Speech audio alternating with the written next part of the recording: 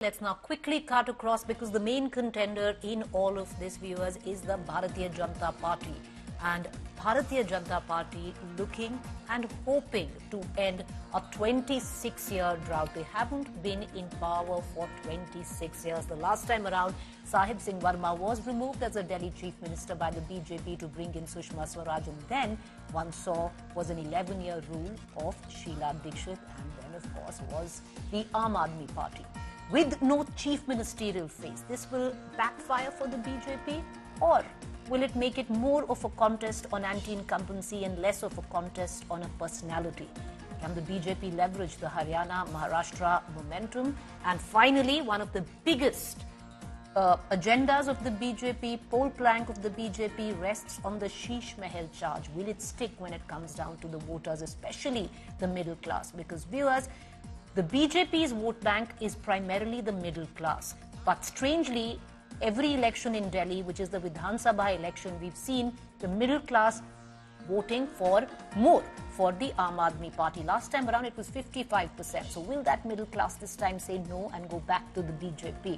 Let's take all these questions to the BJP Delhi State President. Joining me is Virendra Sachdeva. Virendra ji, बहुत शुक्रिया कि आप हमसे जुड़े. मेरा पहला सवाल, दिल्ली के दंगल की डेट्स अनाउंस हो गई हैं, पर अभी तक अखाड़े में मेन फेस कौन रहेगा वीरेंद्र सचदेवा जी बीजेपी से? ना सीएम फेस का होना कितना भारी पड़ सकता है बीजेपी को? बीजेपी बिल्कुल तैयार है और 5 तारीख जो है वो दिल्ली की जनता बदलाव के लिए तैयार है। और निश्चित रूप से जब 8 तारीख को परिणाम आएगा, दिल्ली में आपदा सरकार जाएगी और भाजपा की सरकार आएगी। और जहां तक दूल्हे की बात है, हम पहले भी कहते रहे, हमारा दूल्हा हमारा कमल का निशान है।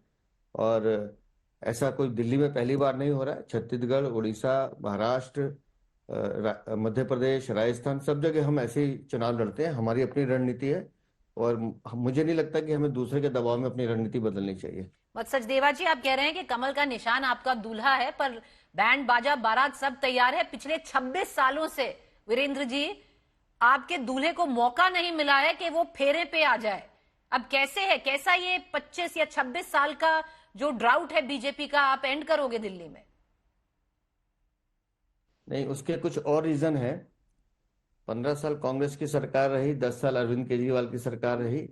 दिल्ली में 93 से 98 जो हमारी सरकार थी, उस सरकार ने अच्छा काम किया था। 98 में सरकार जाने के अनेक कारण थे, लेकिन मैं आज बड़ी ईमानदारी से कहूं तो दिल्ली में डिलिमिटेशन एक बहुत बड़ा कारण है चुनाव का।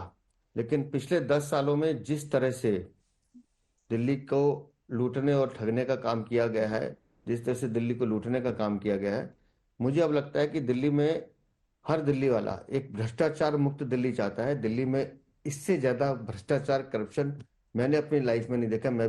मुझे भी आज 35 साल हो गए काम करते हुए, लेकिन इस तरह से दिल्ली को बर्बाद होते हुए अपनी आंखों से देखना हर दिल्ली वाले के लिए बहुत दर्द है दिल में। और उस दर्द का इलाज अब यही है कि दिल्ली बदलाव के लिए तैयार हो।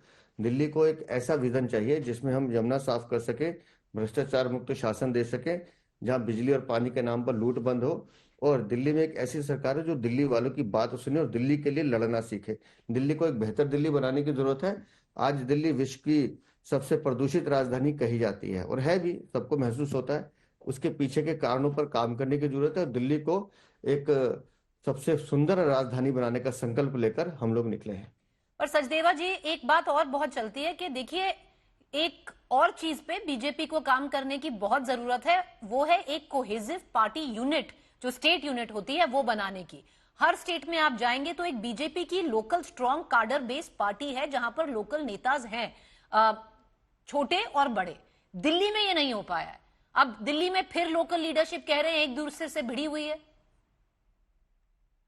आप मुझे बताएं, 29 सीटें हमने चुनाव अनाउंस की हैं, आपको कहीं से कोई आवाज आ रही है? तो आपको हाँ जी, बोलिए। मैं बता रहा हूँ, जबकि उनके यहाँ उनको उम्मीदवार बदलने पड़ रहे हैं बार बार। कितने लोगों की, उनको 21 से 22 लोगों की टिकटें काटनी पड़ी अरविंद केजरीवाल को। रीजन बताएंगे वो क्यों काटी हैं? क्यों मनीष सिसोदिया पटपड़गंज छोड़ के भाग गए? रीजन बताएंगे? इन लोगों ने 10 सालों में दिल्ली को लूटने का काम किया, और आज जब ये जगह बदल बदल कर भाग रहे हैं, बच रहे हैं और अपनी हार के बहाने ढूंढ अभी तो सोच रहे हैं। आज चुनाव आयोग ने बिल्कुल स्पष्ट कर दिया कि जिस चुनाव आयोग पे आप आरोप लगा रहे हैं, और मैं हैरान हूं कि दो दो राज्यसभा सांसद शनिवार इतवार को जाकर चुनाव आयोग के दफ्तर में अधिकारियों को धमकाने का काम करते हैं, चुनाव मतदान के जो लोग काम कर रहे कर्मचारी उनको धमकाने का काम करते हैं। तो दिल्ली में ये ऐसे चुनाव जीतना चाहते हैं क्या? तो दिल्ली में दिल्ली वालों को इनकी हकीकत पता चल चुकी है, कैसे इन्होंने दिल्ली को बर्बाद किया। शीश महल पे बात करने को तैयार नहीं है। पीडब्ल्यूडी डिपार्टमेंट कह रहा है कि हमने जो इन्वेंट्री बनाई है उस इन्वेंट्री में जो सामान आया हमने दिया ही नहीं है। तो वो करोड़ों रुपए का भ्रष्टाचार का सामान आया कहाँ से? वो तो इनको जवाब देना पड़ेगा कि किस तरह से दिल्ली को लूटने का काम किया इन्होंने। तो अपनी चोरी, अपने भ्रष्टाचार को छुपाने के लिए ये लोग भागते हैं, लेकिन अंततः दिल्ली को लूटने वालों को अब जब जवाब देने का वक्त आया है तो अब ये भागते हैं वहां से। पर सचदेवा जी देखिए, चलिए आम आदमी चुनाव जीतेगी नहीं जीतेगी, पर भाजपा ये चुनाव कैसे जीतेगी? आपका एक फिक्स वोट शेयर रहता है दिल्ली में, वो है 35%। वो विधानसभा में भी टस से मस नहीं होता, वो बढ़ा ही है। पिछले विधानसभा आप उसको 38% ले गए, अब जब म्यूनिसिपल चुनाव हो गए आप उसको 39.8 करीब उस परसेंटेज पे ले आए। आपने 40 छू कर दिया अगर म्यूनिसिपल बात करें तो चुनावों की। पर इसको आप आगे कैसे बढ़ाएंगे? कैसे ये फ्लोटिंग वोटर है कैसे आएगा?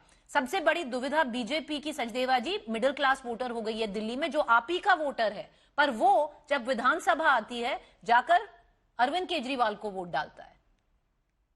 मैं आपको बताता हूँ, नगर निगम के चुनाव में हम 39.9% थे, ऑलमोस्ट 40%। अभी जो नगर निगम का चुनाव 2 साल पहले हुआ, इस लोकसभा चुनाव में हम 54.7% थे, और 2019 के लोकसभा चुनाव में हम 57% थे। ऐसा नहीं है कि हम 38 पे रुके हुए हैं। नगर निगम चुनाव में हम 40% टच कर गए। आज मैं आपको बता रहा हूँ, दिल्ली में आप इसको नोट करिएगा, 8 तारीख को जब परिणाम आएगा, 45 से 54 सीटों के बीच में भारतीय जनता पार्टी की सीटें आएंगी। मैं 54 सीटों की लिख के दे रहा हूं आपको, और हम पूर्ण बहुमत के साथ, स्पष्ट बहुमत के साथ सरकार बनाने जा रहे हैं। चलिए Sachdeva ji, may the best party win. आप कह रहे हैं 54 सीट, चलिए उस दिन बात करेंगे। पर एक और बात है सचदेवा जी, क्योंकि आम आदमी पार्टी कह रही है ये बीजेपी नहीं है, ये गाली गलौच वाली पार्टी हो गई है। देखिए, एक नेगेटिव कैंपेन रन कर रही है, कॉन्स्टेंटली आप उन्हीं को अटैक कर रहे हैं। आप क्या नया लेके आ रहे हैं दिल्ली के लिए? मैं आपको बताता हूँ, हमारा नेगेटिव नहीं है। नेगेटिव के साथ हम 10 साल में माननीय प्रधानमंत्री की जो योजनाएं दिल्ली के लिए की गई हैं और कैसे उनके कामों को दिल्ली में रोका गया, उसकी भी हम चर्चा लगातार करते हैं। मैंने उस दिल्ली को भी देखा है जब ब्लू लाइन बसेस चलती थी, डीजल की बसेस, डीजल के व्हीकल, डीजल के ट्रक, और धुएं से लोगों का आना जाना दुश्वार होता था। अगर ईस्टर्न वेस्टर्न एक्सप्रेसवे हाईवे नहीं बना होता तो आज 60-70% कमर्शियल व्हीकल दिल्ली को बिना छुए बाहर बाहर से निकल जाते हैं। आप सोचिए दिल्ली की हालत क्या होती। ये नरेंद्र मोदी ने दिया। मेरठ एक्सप्रेसवे, हमने दिल्ली, हम मेरठ जाते थे 1.5 से 2 घंटे लगते थे, आज 40-45 मिनट में पहुंच जाते हैं। ये नरेंद्र मोदी ने दिया। दिल्ली मुंबई एक्सप्रेसवे, ये नरेंद्र मोदी ने दिया। द्वारका एक्सप्रेसवे, आज गुड़गांव से सोनीपत जाइए, देखिए कितनी जल्दी पहुंचते हैं आप अपना एयरपोर्ट से, ये नरेंद्र मोदी ने दिया है। उसके बाद कर्तव्य पथ देखिए, नए साल के पहले दिन 2 लाख से ज्यादा लोग हम प्रधानमंत्री को सलाम करने जाते हैं। वो ये दिखाता है कि नरेंद्र मोदी ने दिल्ली को कैसे संवारने का प्रयास किया है। अब वॉर मेमोरियल देखिए, पुलिस मेमोरियल देखिए, प्रधानमंत्री म्यूजियम देखिए, प्रगति मैदान की टनल देखिए, मथुरा रोड का जो प्रोजेक्ट है उससे जमुना पार जाने वालों को कितनी आसानी हुई है। और फिर यशोभूमि देखिए, भारत मंडपम देखिए, बाबा जी, साहब भीमराव का अंबेडकर जी का जो स्मारक है अलीपुर रोड पे, वो देखिए। ये सब नरेंद्र मोदी जी ने दिया है। और उसके साथ जो वो और देना चाहते हैं, आयुष्मान योजना देना चाहते हैं और नए प्रोजेक्ट देना चाहते हैं। अभी मेट्रो की बात मैंने शुरू नहीं की है। मेट्रो का रिठाला का चौथा चरण जो परसों प्रारंभ हुआ, ये 2 साल पहले शुरू हो जाना चाहिए था, लेकिन दिल्ली की सरकार जी। ने नहीं करने दिया। आरआरटीएस प्रोजेक्ट सुप्रीम कोर्ट की झाड़ के बाद, डांट के बाद इनको पैसे देने पड़े, वो भी पूरे नहीं दिए आज तक। तो वो नरेंद्र मोदी की सरकार ने पूरा किया। ऐसे कई प्रोजेक्ट हैं दिल्ली में जो दिल्ली में डबल इंजन की सरकार कर सकती है। हम ये बताते रहे हैं कि दिल्ली को जो विकास जी, की राजधानी बनना चाहिए था, अरविंद केजरीवाल ने बनने नहीं दिया है। और अगर डबल इंजन की सरकार बनेगी तो जी, हम बट सचदेवा जी, मैं जी। एक टिकट आखिरी में आ सवाल रहा हूँ, करूंगी। टिकट में आ रहा हूँ। पर सचदेवा जी, नहीं, बात तो ये और भी है, क्योंकि आप ये डबल इंजन की सरकार की बात कर रहे हैं, उसको परे कर दीजिए। एक चीज आप भी जानते हैं कि जो महिला फैक्टर है वो सबसे बड़ा हो गया है आजकल चुनावों में। अब जहां महिला जाएंगी, और वो 45% तक महिला हैं दिल्ली की वोटर्स। अब ये बताइए, बीजेपी लीडर्स आजकल जो अभद्र भाषा का यूज हो रहा है, चाहे प्रियंका गांधी जी को ले लीजिए, आतिशी जी को ले लीजिए, उससे सहमत हैं आप? मैं बिल्कुल सहमत नहीं हूँ। और मैंने बिल्कुल सार्वजनिक रूप से कहा, उन्होंने भी खेद प्रकट किया और मैंने भी बाद में इसका स्पष्टीकरण दिया कि राजनीतिक क्षेत्र में जितने भी कार्यकर्ता काम करते हैं और सामाजिक या राजनीतिक क्षेत्र में जो भी जी, मातृशक्ति काम करती है, उनके लिए बात करते समय अपनी भाषा पे संयम रखना चाहिए। चलिए Virendra Sachdeva ji, good luck and let's hope the best party wins. Thank you for joining us. Virendra Sachdeva, he is the BJP president. Not very long ago, he had taken and fallen sick after taking a dip at the Yamuna in the national capital. Well, I'm glad he's feeling better.